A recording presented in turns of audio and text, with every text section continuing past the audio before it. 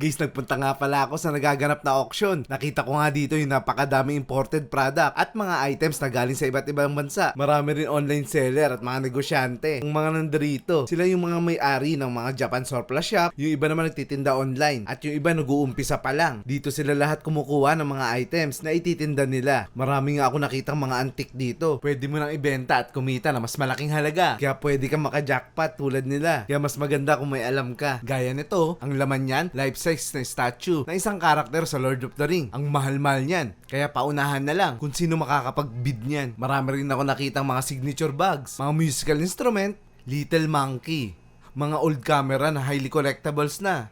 At marami pang iba. Yung bidding nga pala nag-uumpisa sa 100 pesos. Iba-iba. Depende yan sa item na ipapakita. Kaya kung gusto mo rin maging kagaya nila, pwede ka rin sumali at pumunta dito sa Prime Global Auctioneers. Dito lang yan sa Silva Legatum, Manotok Subdivision, Baysa, Quezon City.